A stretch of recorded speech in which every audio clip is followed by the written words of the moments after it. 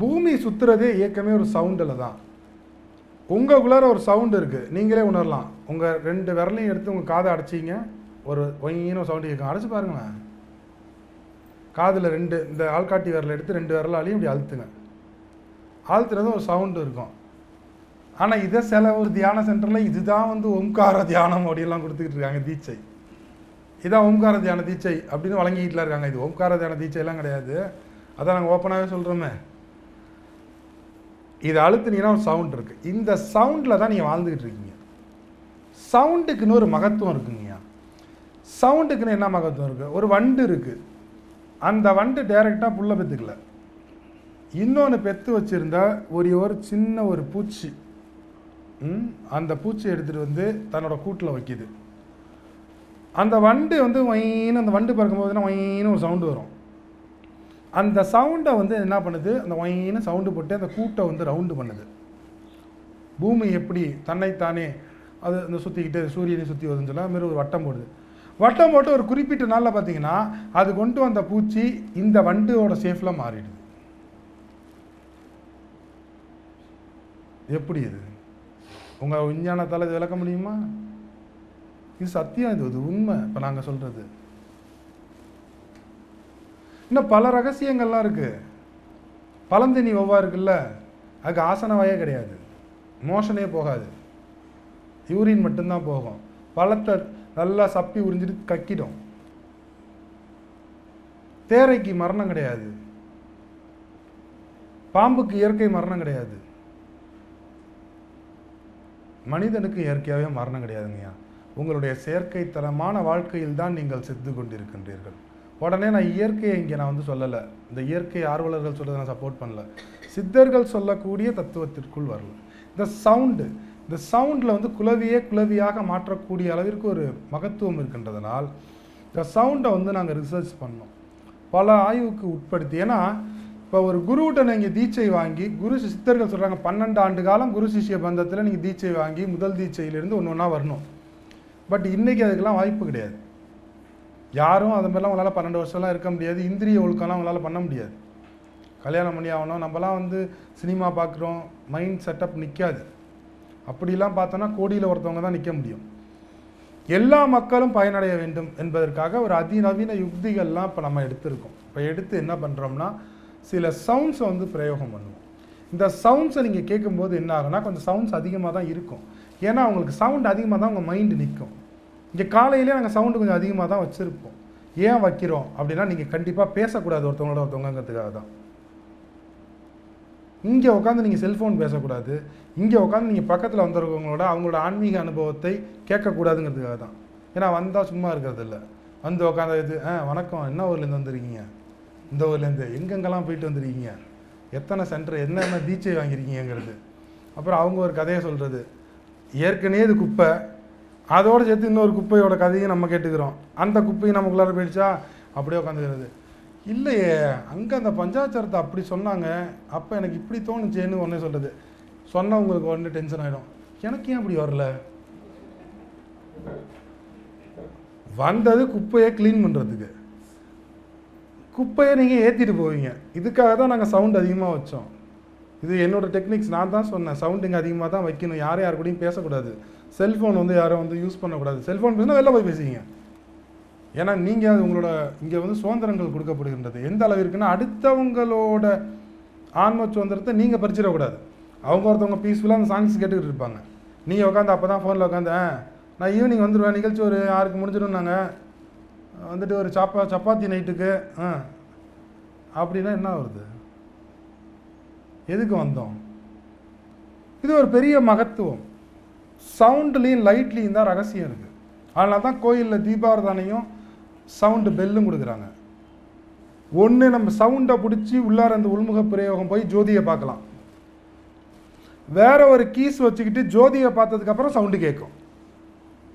2 techniques இருக்குது, நல்லா புரிஞ்சுங்க. 2 டெக்னிக்ஸ்க்கு அப்பாற்பட்டு ஒரு டெக்னிக்ஸே கிடையாது. எல்லா ஃபிலாசபியும் இது உள்ளார வந்துடும்.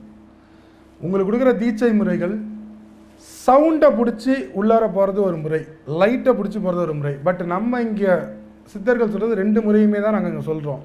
பட் நம்ம இங்கே ஒரு சில சவுண்ட்ஸை கொடுக்குறோம். அந்த சவுண்ட்ஸில் நீங்கள் ஜேர்னி பண்ணும்போது என்ன நடக்கும் அப்படின்னா, மனம் அது செம்மையானால் மந்திரம் ஜெபிக்க வேண்டாம், மனம் அது செம்மையானால் வாசியை நிறுத்த வேண்டாம், மனம் அது செம்மையானால் வாய்வினை பெருக்க வேண்டாம், மனம் அது செம்மையானால் மந்திரமும் செம்மையாகும். இப்போ மனம் செம்மைப்பட வேண்டும். அப்போ மனம் அது செம்மையானால் மந்திரம், அப்போ மனம் செம்மையாகணும்னா மந்திரம் வேணும். ஒரு மந்திரத்தை சொன்னால் மனம் செம்மையாகணும். இதெல்லாம் பரிபாஷை டைரெக்டாக எடுத்துக்கக்கூடாது. அப்போ ஒரு சவுண்ட்ஸ், அந்த தளம் எந்த தளத்தில் அந்த மந்திரத்தை சொல்ல வேண்டும், அதான் தந்திரம். ஒரு மந்திரம் இருக்குது, அந்த மந்திரத்தை டைரெக்டாக சொன்னால் வேலை செய்யலை. இப்போ நமச்சிவாய சொன்னால் நம்மள தான் எத்தனை சொல்கிறோம், நமசிவாய வேலை செய்யலை. அதுக்கு ஒரு தந்திரத்தை வச்சுருக்கான். எந்த நிலையில் உங்களுடைய மனதை நாங்கள் கட்டு நிறுத்தி அதன் பின்பு அந்த மந்திரத்தை உங்களுக்குள் வைத்தால் வேலை செய்யும். அதில் போய் என்ன வேலை செய்யும் அந்த மந்திரம், அந்த ஓசை என்ன நடக்குது? எப்படி ஒரு வண்டின் ஓசை இன்னொரு வண்டை உருவாக்கியதோ, இந்த நமசிவாயா என்று சொல்லக்கூடிய ஓசையும் இன்னும் பிற சூட்சம ஓசைகள் இருக்குது. இந்த ஓசைகளும் உங்களுடைய டியூன் பண்ணும். இங்கே நமசிவாயாங்கிறது இங்கே தான் இருக்குது. இது ந ம சி வா ய. இதை கூட ஒருத்தவங்க மாற்றி ரிவர்ஸில் சொல்லிட்டு இருக்காங்களாம், ஒரு குருநாதர். இந்த பீடத்தை வந்து புரிஞ்சுங்க. ஓம்கார பீடம் கீழே இருக்குது. ஓம்கார பீடம் எங்கே இருக்குது அப்படின்னா, எருவிடும் வாசலுக்கு இருவிரல் கீழே, கருவிடும் வாசலுக்கு இருவிரல் மேலே, உள்கும் ஜோதியை, இந்த உள்க வல்லாருக்கு என்ன நடக்குமா, உடனே கணபதி காட்சி கொடுப்பான். எருவிடும் வாசலுக்கு இருவிரல் கீழே, கருவிடும் வாசலுக்கு இருவிரல் மேலே, உள்கும் ஜோதியை உள்க வல்லாருக்கு என்ன நடக்குமா. அப்போ ஜோதி எங்கே இருக்கு, எங்கே இருக்கு முதல் ஜோதி? மூலாதாரம் அப்படின்னு சொல்லக்கூடிய அந்த இடத்துல வச்சுருக்கான். எருவிடு வாசல்னா நம்மளுடைய மலவாய்க்கும் நம்மளுடைய யூரினரி போகிற இடத்துக்கும் நடு மையத்தில் தான் வச்சுருக்கான். என்ன இருக்குது, அங்கே ஒரு நரம்பு இருக்குது, அங்கே ஒரு நாடி இருக்குது. அந்த நாடியை ஒரு சவுண்டு கொடுத்தோம்னா எந்திரிக்கும்.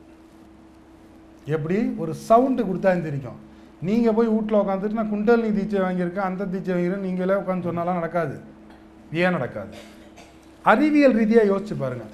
அந்த சவுண்டோட ஃப்ரீக்குவன்சியில், ஒரு சவுண்டோட ஃப்ரீக்குவன்சியில் ஒரு குளவியை இன்னொரு ஒரு குளவி உருவாக்குது, ஒரு பூச்சியை ஒரு குளவியாக மாற்றக்கூடியது.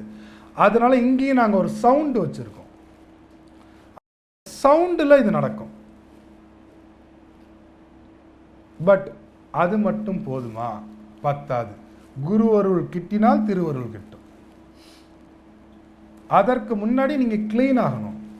நீங்கள் க்ளீன் ஆகிறதுக்குன்னு இங்கே ஒரு சில ப்ராசஸ் இருக்குது. அதற்கென்று சில மந்திரங்கள் இருக்குது, ஓசைகள் இருக்குது. மந்திரம்னு நான் சொல்ல விரும்பல, ஓசை. அந்த ஓசை அந்த ஃப்ரீக்குவன்சியில் கொடுத்தா நடக்கும். பட் உங்களோட மனம் அதற்கு முன்னாடி நிற்கணுமே. இதெல்லாம் மனம் நின்னால் தான் நடக்கும். எப்படி மனதை நிறுத்துவது? அதைத்தான் நாங்கள் சூட்சமமாக கொடுக்கின்றோம். அச்சரமா மௌன அச்சரமாம் அது ஆனால் நல்ல திறவுகோலாம். ஐயா ஐயா அதை எப்படியான்னு சொல்லி கொடுத்துருங்க ஐயா. ஐயா மௌன அச்சரம், மௌன அச்சரத்தை நீங்கள் உணரலாம், சொல்ல முடியாது வாயால். அதான் அந்த வார்த்தையை பயன்படுத்துறேன். அச்சரமா மௌன அச்சரமாம் அது ஆனால் நல்ல திறவுகோல். இது திறவுகோல் சைலண்ட்ல இருக்கா இல்லை வார்த்தையில் இருக்கா? இப்போ உங்களுக்கு குண்டலினி தீட்சை தரேன், பிள்ளையார் தீட்சை தரேன், அந்த தீட்சை தரேன், ஒரு மந்திரத்தை சொல்கிறாங்க. இப்போ நீங்கள் சொல்லுங்கள், அதெல்லாம் உண்மையா பொய்யா? வாங்கியிருப்பீங்களே, வாங்கலை? அதான் கொடுக்குறாங்களே, சிவாய நீலு நமன்னு விட்டு ஏதோ நான் விட்டுட்டா என்ன நடக்கும்? விட்டா போதுமா? திறந்துடுமா? அப்படிலாம் திறந்தா நேரம் எத்தனையோ பேர் என்லைட்மெண்ட் ஆயிருப்பானே. அச்சரமாம் மௌன அச்சரமாம் அது ஆனால் நல்ல திறவுகோலாம் உச்சிதமாக திறந்தாலே அந்த உச்சி வழி காணும் ஞான பெண்ணே. உங்களுடைய உடலினுள் நீங்கள் செல்வதற்கு ஒரு கேட் இருக்கு. இந்த உடலை கடந்து நீங்கள் உயிரை நோக்கி ஞான நிலையை அடைய வேண்டுமானால் முதலில் உங்களுக்கு உடல் தூய்மை வேண்டும். இந்த உடல் தூய்மை என்பது நீங்கள் டெய்லி 4 வேளை குளிக்கிறது, 5 வேளை பூஜை பண்ணுறதில்ல. உடம்பு ஃபுல்லாக ஊதி பூசிக்கிறதில்ல. உடல் நோய் நொடி இல்லாமல் முதலில் ஆரோக்கியமாக இருக்க வேண்டும். இந்த தேகம் ஒத்துழைத்தால் தான் அடுத்து தியானமே செய்ய முடியும். இந்த தேகம் ஒத்துழைப்பதற்காக ஒரு சில முக்கியமான சில மந்திர அச்சரங்கள், சில விஷயங்களை நாங்கள் தெரப்பியில் கொடுப்போம். நீங்கள் அதை டெய்லி சொல்ல வேண்டாம். அதன் பின்பு இந்த மனதை நிறுத்துவோம். எங்களால் நிறுத்த முடியும், உங்களால் முடியாது. உங்களுடைய மனதை மனம் என்றால் எண்ணங்களில் தொகுப்பு. மனம்னு ஒரு கண்டென்ட் கிடையாது. மைண்ட் அப்படிங்கிறது என்ன அப்படின்னா சம்பந்தமே இல்லாத வரக்கூடிய தொடர் எண்ணங்களின் தொகுப்புக்கு பேர் மைண்ட், அவ்வளோதான். அதை பற்றி இதுக்கப்புறம் நான் பேச விரும்பல. ஏன்னா நான் மைண்டை பற்றி எந்த கிளாஸ்லையும் பேச மாட்டேன். அதை பற்றி பேசுகிறதே ஒரு தர்திரியம்.